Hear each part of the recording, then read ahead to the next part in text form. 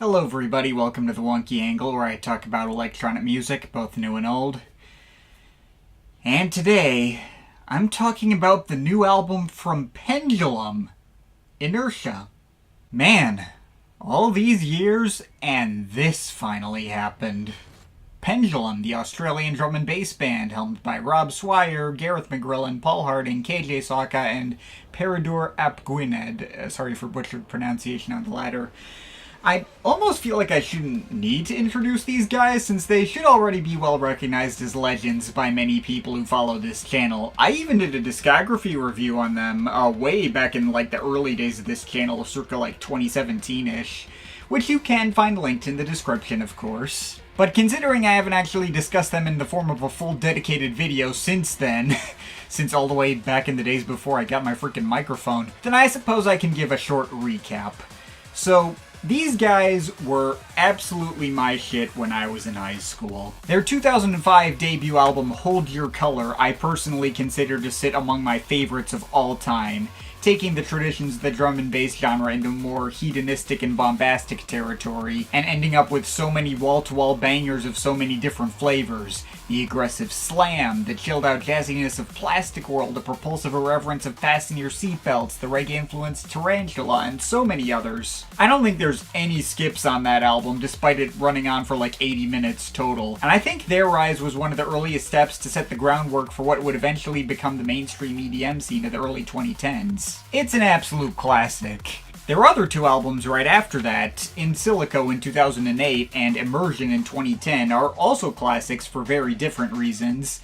These albums showed them switching over into a different, metal-influenced drum and bass sound, loosely inspired by The Prodigy, I guess circa Fat of the Land, maybe. Which might ordinarily be less my thing, since metal has never really been my bag, but while it is technically true that I don't hold those albums as close to me as Hold Your Color, it's really not by that much! Much like The Fat of the Land, or the actual good parts of The Prodigy's post-Always Outnumbered catalog, those albums were just undeniably great at bringing the pump-up energy and had loads of addicting hooks and propulsive grooves, and so many of these tracks just attract 1,000,000 watts of nostalgia. Your Propane Nightmares, 9,000 Miles, Granite, The Island, Watercolor, Immunize, The Fountain, and so many others. Those two albums definitely show them sticking very closely to one particular sonic formula without deviating from it too much, but the songs were so consistently iconic that it was hard to care too much. Especially on Immersion, which I feel really perfected the formulas that In Silico started. And then after that, Pendulum just kinda stopped becoming a thing. Rob Swire lost interest in Pendulum as a project and decided to put the whole thing on hiatus, splintering off with fellow band member Gareth McGrillen to form a new project called Knife Party, which became fairly legendary in their own right on the early 2010s EDM scene. Early EPs of theirs, like 100% No Modern Talking and Rage Valley, were sort of pioneering for that more commercial dubstep and electro house scene that artists like Skrillex were also pushing around the time.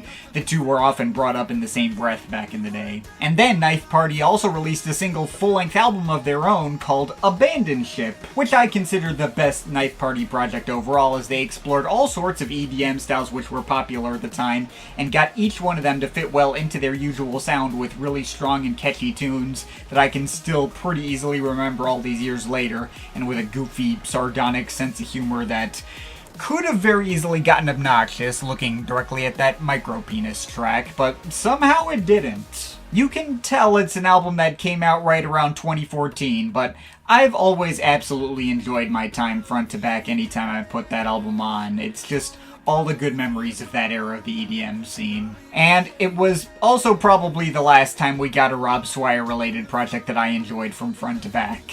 Knife Party persisted for a while, but the two EPs they put out after Abandoned Ship ranged from underwhelming, in the case of Trigger Warning from 2015, or just straight up awful in the case of Lost Souls from 2019. It had rapidly started to feel like Swire and McGrillen had run out of ideas, and the edginess and their sense of humor fulfilled its potential for obnoxiousness. And as for Pendulum, while they technically reformed the full band for tours around 2016-ish, there was still no new actual material for years, unless you count the underwhelming remix album they put out in 2018, which I did actually review back in the day after getting invited by one of my then colleagues to talk about it on his channel.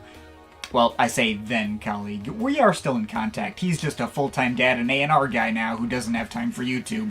But I digress. Hi Landon, I hope you're doing well. Anyway, Pendulum's decade-long hiatus for new material was finally broken in 2021 when they put out an EP called Elemental. 4 brand new tracks, which I made sure to cover in a Some Stuff I Miss segment at the time. Here's what I had to say about those tracks back then. This EP is pretty good. Not amazing, but pretty good. I was a little worried back when they first released Driver, since that was basically just another copy of Slam and Salt in the Wounds. The most predictable possible way they could have returned. Though the intro with the sounds of someone coming out of the water was a nice nod to the end of Encoder. I did like Nothing for Free quite a bit more, had a much better hook and kind of a more straightforward EDM drop like a Knife Party track might. And I did get much more excited when they dropped Come Alive, easily the strongest of the 4 tracks here, and kind of a more stomping metal-influenced track that doesn't sound like stuff they've already done before, if maybe falling a bit on the repetitive side. Louder Than Words with Hybrid Minds was pretty cool too, shows a bit of the return to the Hold Your Color sound, with Swire's voice going over this old-school, smoother liquid drum and bass instrumental, although the hook here isn't as good as the others. I mean, on the whole, this EP is nothing incredible. None of these 4 tracks would rank among my favorites from them ever. But there's no outright duds here either. It's all a pretty fun listen. At the end of the day, while I don't see myself hanging on to this stuff long term, it's still great to finally have these guys back in the game after so many years. And say what you will about it, it's light years better than the Lost Souls EP. So there we go. Anyway, 2 years later, in 2023, they put out another EP called Anima. Another set of 4 brand new tracks, which I also covered in a Some Stuff I Miss segment at the time. And here's what I had to say about that. This latest EP isn't anything earth-shattering. You can copy-paste a lot of my thoughts on their Elemental EP from 2021 onto this. Most of the EP kind of feels like a retread of stuff they've already done. Halo with Bullet for My Valentine feels like a retread of what they did with In Flames on Self vs. Self. Not really a track I was much of a fan to begin with, so not really the kind of thing that got me excited. Colourfast feels like a retread of a bunch of other old tracks that also have color in their title, like Watercolor and Hold Your Color. Though to be fair, it does absolutely have a solid enough tune at its core to get away with it. Mercy Killing is a track that leaves me extremely conflicted. The guitar riffs and beatwork at the track's loudest moments go really damn hard, but the guest appearances from Scarlord are really out of place, as the track seems to briefly go off on an unrelated detour to switch over to generic trap beats with edgy rap verses, and anytime those came up I was like, oh man, did you completely ruin the moment. Though the EP's ending with Silent Spinner is a nice breath of fresh air and an interesting idea that doesn't sound like any other previous Pendulum track. Got this much more stripped back, 6 on the floor beat, bit of a black skinhead sort of groove. And Rob Swire's delivery going up next to the occasional bursts of distortion certainly adds up to some suitably menacing effect. I wouldn't say I was excited by this as I was by Come Alive on the last EP, but it's pretty neat anyway. Overall, I mean, it's definitely more Pendulum just doing their usual thing, and I can't complain too much about that, though I kinda doubt you're going to hear anything here that'll change your life or that will come near the band's actual best work in their initial run in the 2000s and early 2010s, so take that all as you will. So, yeah, that brings us to here. It's 2025, and at long last, Pendulum finally have a real 4th album. Something I've dearly wanted for so many years at this point. And yet, I really wish I could have gotten more excited about it than I was. Perhaps some of you might be wondering, hey, why did you just lazily cut in the Some Stuff I Miss segments you did on their last 2 EPs almost completely unedited into this video? That's almost a little unlike you. You usually write something from scratch. The reason I did that is because every single track on those 2 EPs also appears on this album completely unchanged. Now, this very fact hit me as a little odd immediately when I saw the album's announcement, because I also remember a really long time ago seeing Swire's attitude around the creation of Knife Party's Abandoned Ship. Even though there were multiple highly successful Knife Party EPs that he could have easily funneled into a compilation album or something, he decided that he wanted the debut Knife Party album to actually be more of a unique event, and not just a lazy repackaging of stuff that everyone's already heard. To directly quote what he said in a series of tweets at the time of the album's release, "Before we embarked on this thing, some people in our sphere of influence told us, don't bother, just release your previous EPs as an album. EDM is dead, you should just release all your old material on one CD, fulfill the contract, and then do something with Pendulum. I realized that if an artist I liked released an album of old tunes, I'd be pissed off, so we wrote 12 from scratch, and it took forever. But I'm so glad we did it, even if it turns out they were right and EDM is fucked and no one buys it and we have to sell organs for food. Anyway, now here we are in 2025 with that new Pendulum album having finally arrived, and half the track listing is several years old already. Really more than half, since 2 of the 16 tracks here are just minute-long interludes. Well, okay, look, Inertia as a full album is decent. It's perfectly fine and likable. And chances are that fabled fourth Pendulum album I used to dream about existing in college probably wouldn't have fully lived up to all my wildest expectations of it, but there was something really deflating about finally getting it after all these years and just getting this unshakable sense that Swire and company didn't exactly have their full hearts put into the end result. That the whole thing was not too much more than like a cheap nostalgia grab that doesn't have any fresh ideas to offer outside of mostly just retreads of their old material. It's a well-performed nostalgia grab. You could theoretically stick the vast majority of these tracks anywhere in like the track listings of In Silico or Immersion, and none of them would have felt out of place there, so I suppose that's a plus. It's certainly a guaranteed crowd pleaser that gives the fans exactly what they expect. But I guess after just always having this image of Swire being the kind of guy who would have wanted to go the extra mile in years previous, seeing him in 2025 clearly no longer being that guy, and just kind of repackaging the same things he used to do back in the old days. I don't know, something about that just makes it hard for me to really get excited about this in the way I wanted to. So, I guess let's talk about some specifics. Thankfully, I've already reviewed half the track listing. In case you were wondering whether any of my opinions on tracks have changed after hearing them in the context of a full album, for the most part, no, not really. There's, like, slight changes. Louder Than Words grew on me a bit, since it's the only track on the album to feel like it's throwing back to the sounds of their debut. Mercy, Killing, and Silent Spinner shrunk on me, and now they mainly just kind of come off as, like, kind of forgettable and maybe a little fillerish, especially when being placed way near the end of the record where they're least likely to leave an impression on me. And Driver further shrunk on me as the obvious empty I'm Back Bitch single that it is, and making for kind of an eye-roll-inducing opener, even if I guess there's nowhere else to put it that would have made sense besides the opener, but yeah, that's the full extent of perspectives that changed with the release of the album, and all my other takes still stand. Hence my reposting them, obviously. So what about all the new tracks that were not already released on those EPs? They're a bit of a mixed bag.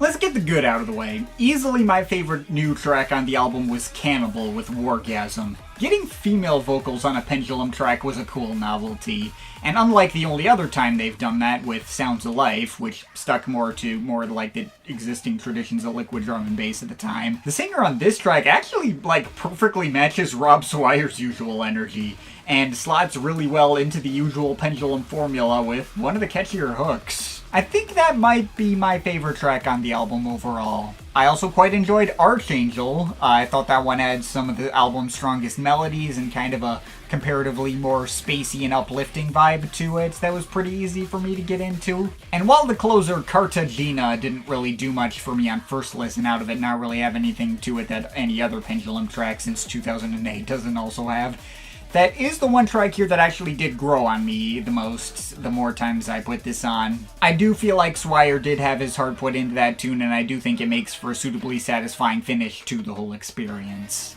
And I guess Guiding Lights with AWOL Nation is cool in pretty much the same way as the closer with another pretty solid tune. Although I go off and on whether it actually stands out enough among the track listing to be a favorite, I don't really have much to say about it. But the new tracks also had some duds for me too, easily the biggest of which was Save the Cat. Did not care for that one at all. I guess Swire was like trying to push his vocals into new ranges that he would not be hitting otherwise.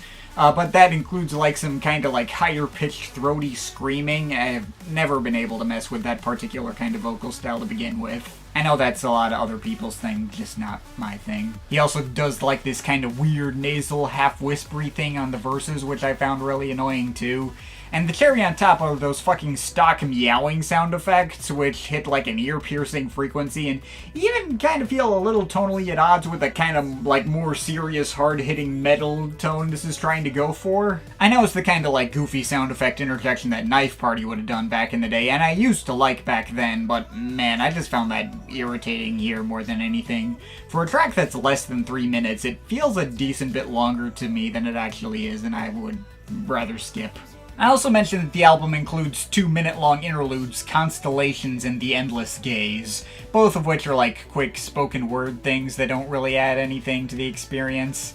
The Hold Your Color prelude track, they ain't. Also pretty easy skips for me. And the last track to mention is Napalm with Joey Valence and Bray, which is fine.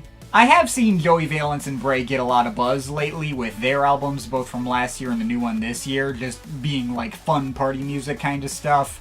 I have not heard them myself. But my issue with this track isn't really them in particular, but just the fact that it doesn't really give me much to work with. Like, they pretty much have like just one line that gets repeated a bunch of times. Drop bombs, we bout to go napalm! And then like technically half a verse at one point.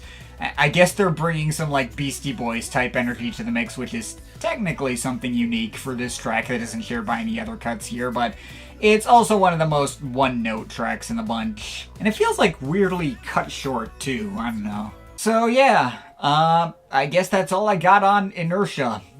If it sounds like I hated this album, I really didn't at all. I thought it was decent. There's plenty of tracks of the year I do think are really good. Come Alive, Archangel, Nothing for Free, Cannibal, Louder Than Words, Colourfast, Cartagena.